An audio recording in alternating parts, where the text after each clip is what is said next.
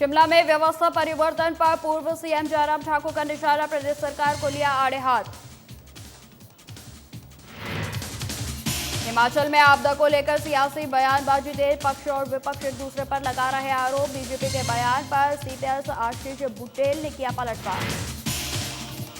शिमला में लोक निर्माण मंत्री विक्रमादित्य सिंह ने पर्यटकों से की अपील, सैलानियों को हिमाचल आने का दिया न्योता।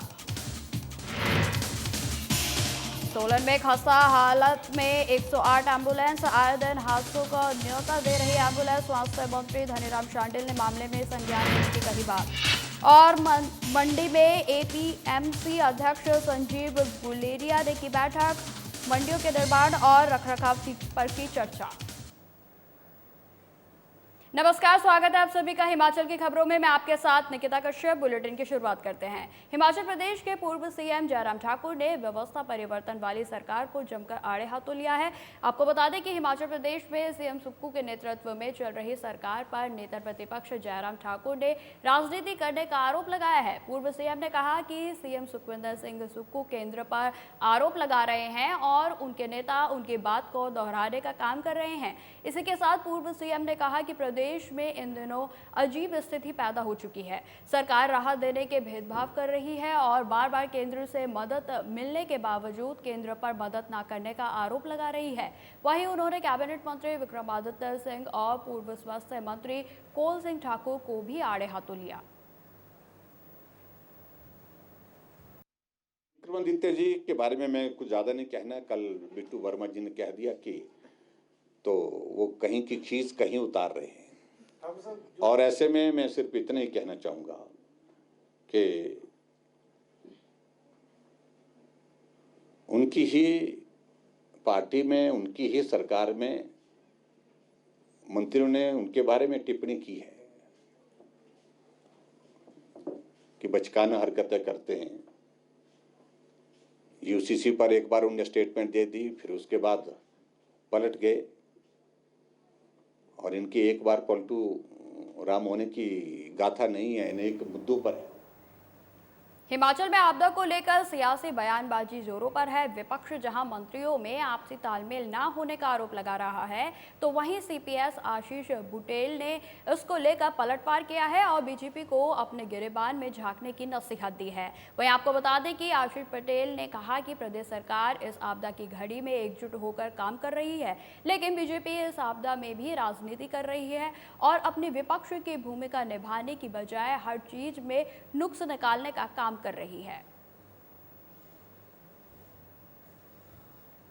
तो आपको बता दें कि हिमाचल में आपदा को लेकर जो है लगातार सियासी बयानबाजी बनी हुई है, जिसमें कई नेता और पक्ष और विपक्ष एक दूसरे पर आरोप और प्रत्यारोप लगाने में जुटा हुआ है। वहीं आपको बता दें कि इसी के बीच विपक्ष जहां मंत्रियों में आपसी तालमेल न होने का आरोप लगा रहा है, तो वहीं सीपीएस आशीष बुटेल ने भी इसको लेकर पलटवार किया है, जिसमें उनके द्वारा जो है बीजेपी को नसीहत दी गई है कि पहले आप अपने गिरेबान में झांक लें, उसके बाद आप किसी भी तरीके का कोई राजनीतिक बयान दें। वहीं आपको बता दें कि आशीष पटेल ने कहा है कि प्रदेश सरकार इस आपदा की घड़ी में एकजुट होकर काम कर रही है, लेकिन बीजेपी के द्वारा जो है इस आपदा की घड़ी में भी राजनीति की जा रही है और अपने विपक्ष की भूमिका निभाने की बजाय हर चीज में बीजेपी की तरफ से जो है नुक्स निकाले जा रहे हैं।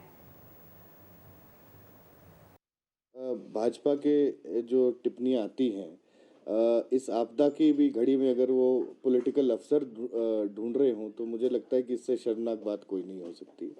और अगर कोई मदद, चाहे वो कोई कांग्रेस जन है, वो कोई किसी की मदद करना चाह रहा है, तो उसमें उनको कोई दिक्कत नहीं होनी चाहिए। अगर वो लोग भी फील्ड में आए, वो लोग भी जहाँ पे प्रभावित लोग हैं उन तक पहुँचे और उनकी सहायता करें, तो मैं समझता हूँ कि एक बहुत बड़ा रोल वो अदा करेंगे इस आपदा के विरुद्ध।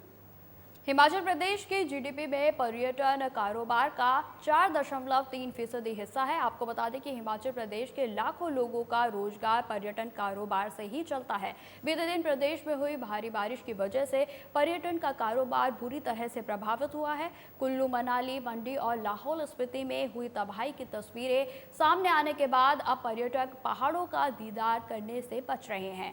वहीं आपको बता दें कि इसी बीच लोक निर्माण मंत्री विक्रमादित्य सिंह ने पर्यटकों से अपील की है। उन्होंने कहा है कि हिमाचल प्रदेश अब पर्यटकों के लिए पूरी तरह से सुरक्षित है। सरकार व्यवस्था को पटरी पर वापस लौटाने के भरसक प्रयास कर रही है। खुद प्रदेश के सीएम सुखविंदर सिंह सुक्खू और पूरा मंत्रिमंडल प्रदेश में व्यवस्था दुरुस्त करने में लगा हुआ है।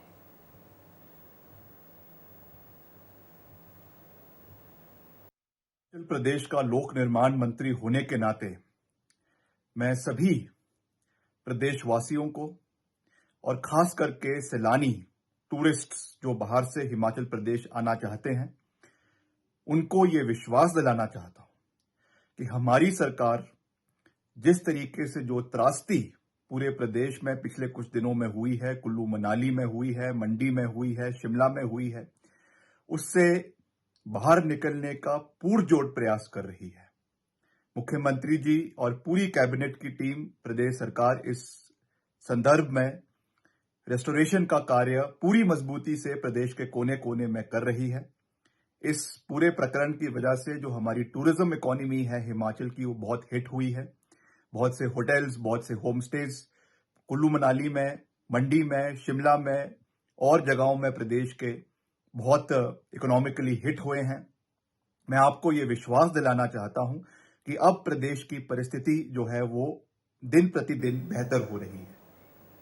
कांगड़ा में दूसरे देशों से आने वाले पर्यटकों को होटल्स और अन्य स्थानों पर ठहरने से पहले अब सी फॉर्म भरना अनिवार्य होगा। आपको बता दें कि विदेशी पर्यटक जिस भी होटल, गेस्ट हाउस या होम स्टे में ठहरते हैं, उनके संचालकों को सी फॉर्म भरना अनिवार्य होगा।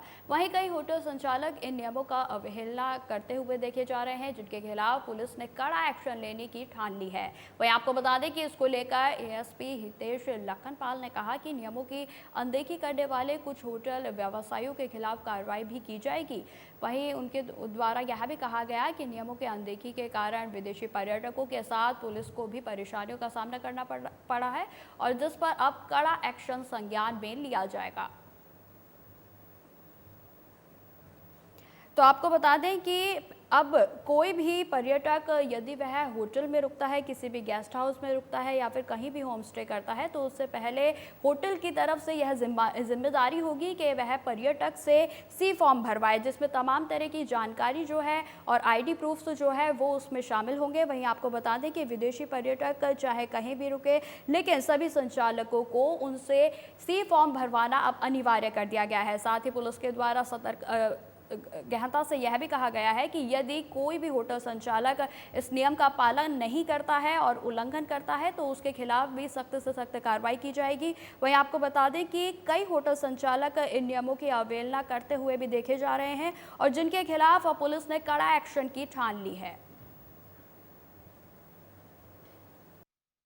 एक जो सी फॉर्म है, जब भी विदेशी पर्यटक आता है तो एक हाउस ओनर, चाहे वो होटल है या अपना कोई घर पे किसी को ठहराता है, तो उसको सी फॉर्म भरना अनिवार्य है।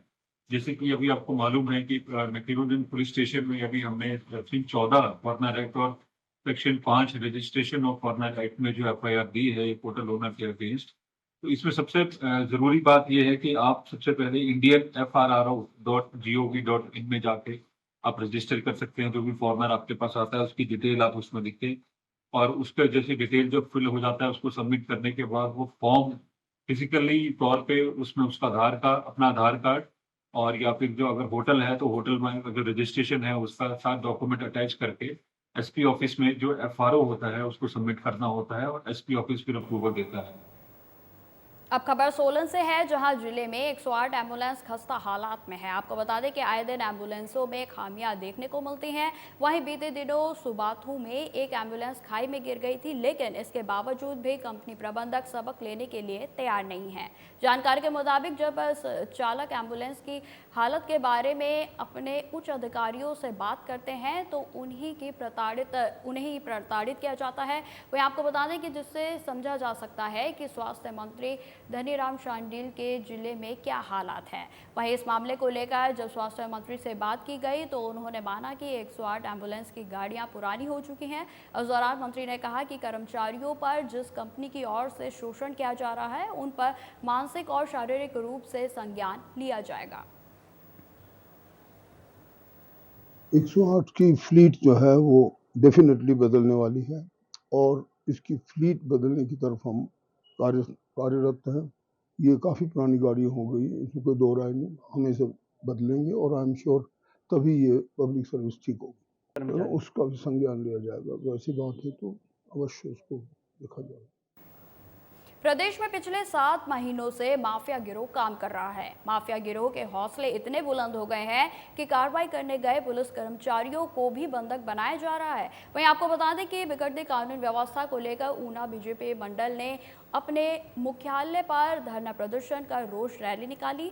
इस दौरान विधायक सतपाल सिंह सत्ती ने कहा कि एक कांग्रेसी नेता के संरक्षण में माफिया राज जोरों से चल रहा है। उन्होंने कहा कि पुलिस और प्रशासन पूरी तरह से लाचार दिखाई पड़ रहा है। पिछले 7 महीनों में ऊना में 15 शराब के नए ठेके खोल दिए गए हैं, तलवारों से लोगों को काटा जा रहा है और ये सब कांग्रेसी नेता के संरक्षण में किया जा रहा है। पहले 7 महीनों में जो माफिया का एक गिरोह ऊना विधानसभा क्षेत्र के अंदर और पूरे प्रदेश के अंदर काम कर रहा है, उस गिरोह के कारण जहां अलग अलग तरह का माफिया पनपा है, गुंडागर्दी जहां पर चल रही है, लोगों के ऊपर तलवारों से वार किए जा रहे हैं। 15 शराब के नए ठेके ऊना विधानसभा क्षेत्र के अंदर पहले 7 महीने में खोल दिए गए। सट्टा, शराब, दवाई, खनन और इस तरह के अलग अलग तरह के माफिया, लकड़ी माफिया, वो सब लोग यहाँ काम कर रहे हैं और उनको नेताओं का संरक्षण प्राप्त है। दुर्भाग्यपूर्ण स्थिति ये है और जो नेता उसमें संरक्षण दे रहे हैं उन सबको बेनकाब करने के लिए आज हमने जो धरना प्रदर्शन रखा है। अब खबर मंडी से है, जहां एपीएमसी कार्यालय में मंडी अध्यक्ष संजीव गुलेरिया ने नवगठित समिति की पहली बैठक का आयोजन किया। इस दौरान संजीव गुलेरिया ने कहा कि वे सीएम सुखविंदर सिंह सुक्खू की आशाओं के अनुरूप किसानों के लिए दिन रात काम करने के लिए प्रतिबद्ध हैं। उन्होंने विश्वास दिलाया है कि वे किसानों बागबानों की उम्मीदों पर खरा उतरेंगे। वहीं एपीएमसी अध्यक्ष ने कहा कि इस साल जिले में मंडियों के निर्माण और रखरखाव पर 6 करोड़ 50 लाख रुपए खर्च किए जाएंगे। वहीं आपको बता दें, इसके अलावा जिले में किसान विश्राम गृह बनाने की दिशा में भी तेजी से काम किया जाएगा। वहीं संजीव गुलेरिया ने यह भी बताया कि उन्होंने जिले की सब्जी मंडियों का दौरा कर व्यवस्थाओं का जायजा लिया है और अधिकारियों को बेहतर व्यवस्था बनाने के भी निर्देश दिए गए हैं।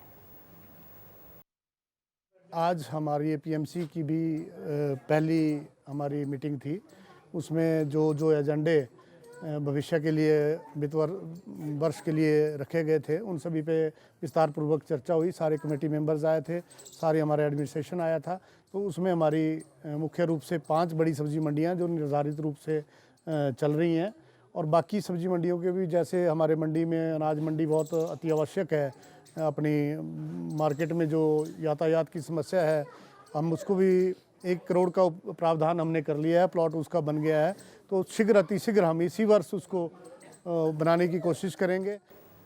फिलहाल इस बुलेटिन में इतना ही। खबरों की और भी जानकारी के लिए बने रहे हमारे साथ। नमस्कार।